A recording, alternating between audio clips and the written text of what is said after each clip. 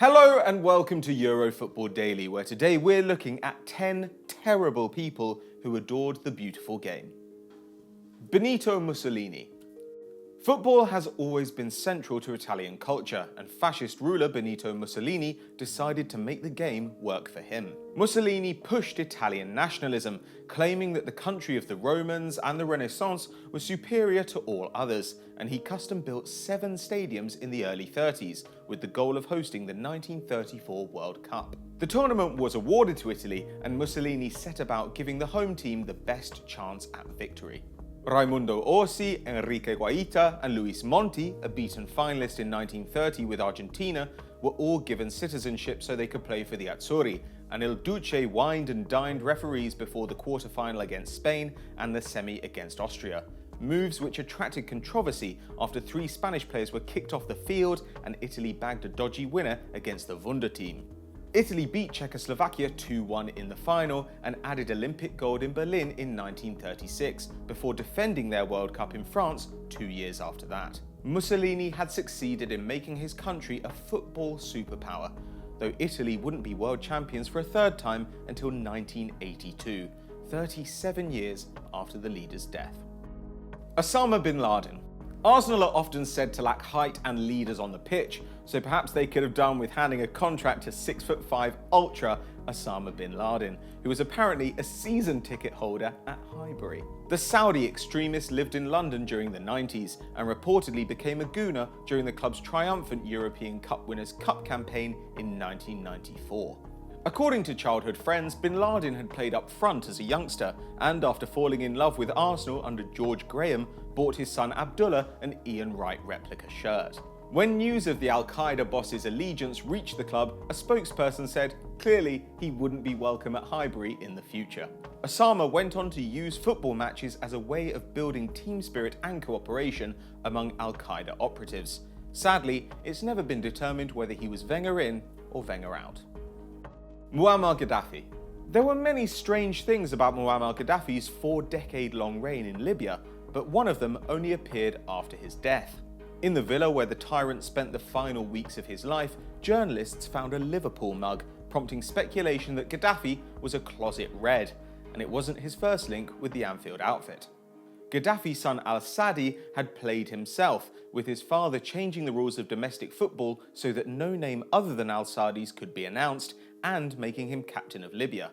Al-Sadi ended up moving to Italy with Perugia, Udinese and Sampdoria, and after retirement, an investment fund he advised bought shares in Juventus and attempted to buy into Liverpool too.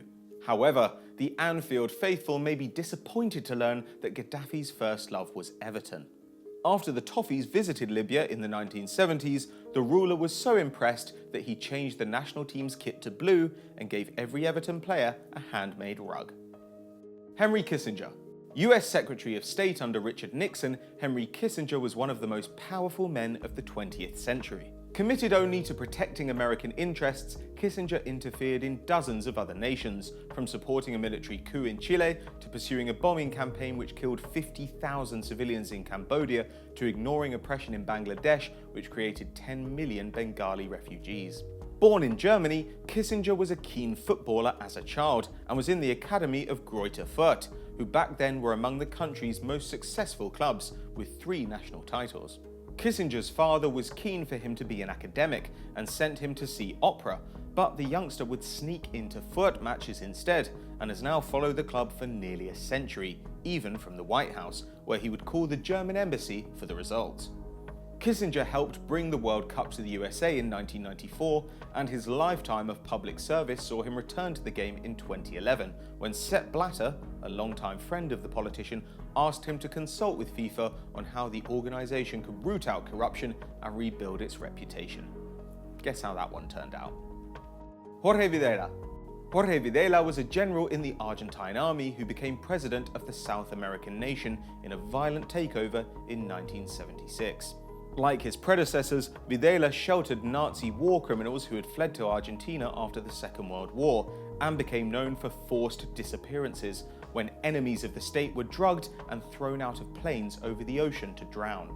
Despite the unrest in Buenos Aires, the country was chosen to host the 1978 World Cup, and Videla was determined to see the Albiceleste triumphant. Before the tournament even began, the head of the organising committee was murdered, supposedly because he considered the competition too expensive. And the host nation looked to be in trouble on the field too, needing a 4-0 victory over Peru to make the final in their last group game. According to the Peruvian players, Videla accidentally wandered into their changing room before the fixture to wish them luck. Whether that's all he did remains unclear, but Argentina ran out 6-0 victors, with the Peruvian coach oddly subbing off star midfielder Velázquez in the second half. Argentina beat the Dutch 3-1 in the final, and Videla had his trophy. Adolf Hitler.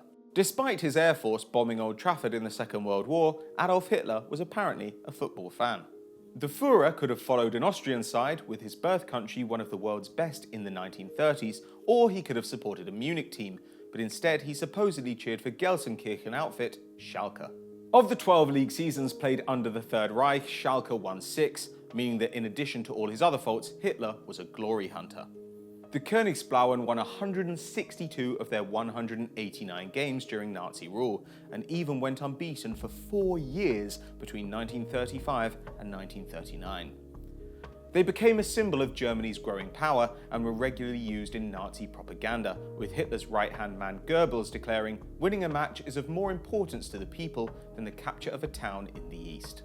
However, Schalke understandably disliked the idea of their most glorious years being associated with the Nazis, and commissioned a study of the club's history during the Second World War, coming to the conclusion that Hitler was not a fan and never visited the stadium. Well, they would say that.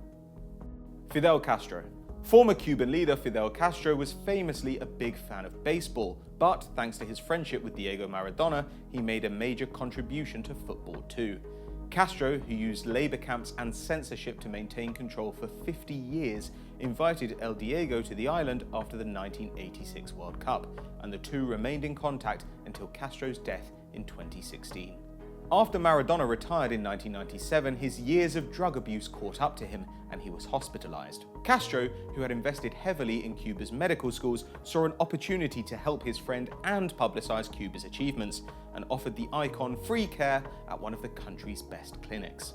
Maradona thanked the president by getting a tattoo of Castro's face on his magical left leg, matching the one of Che Guevara, Castro's revolutionary ally, on his right arm.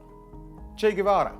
Despite turning up on posters and t-shirts everywhere, Che Guevara did some undeniably terrible things. A fan of Stalin and, as we said before, Fidel Castro, Guevara teamed up with the Cuban in his overthrow of Fulgencio Batista. He went on to run the famous La Cabaña prison in Havana, personally overseeing, and in some cases performing, executions. An Argentinian, Guevara was born in Rosario, also the birthplace of Leo Messi, Angel Di Maria and Marcelo Bielsa, and was a fan of Central, one of the city's 2 major clubs. As a young man travelling by motorbike across South America, the revolutionary supported himself by coaching youth teams, and, seeing the devotion football inspired in his countrymen, Guevara felt the sport could be used to achieve political goals, saying, "Football is not just a simple game, it is also a weapon of the revolution." Sadly for him, he never saw Rosario become Argentinian champions, with the club winning the title for the first time 4 years after his death. Robert Mugabe. Predictably, given that he's among the world's biggest pieces of shit, Robert Mugabe is a Chelsea fan.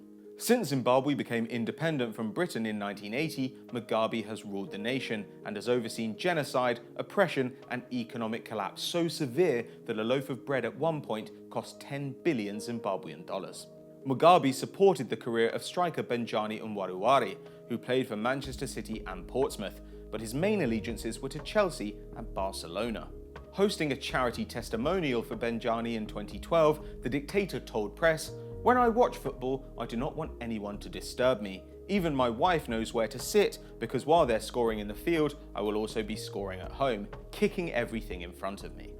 To be honest, we find it ironic that the ruler of perhaps the only country in the world where the government oppresses white people chose to support a side famous for racism towards black people.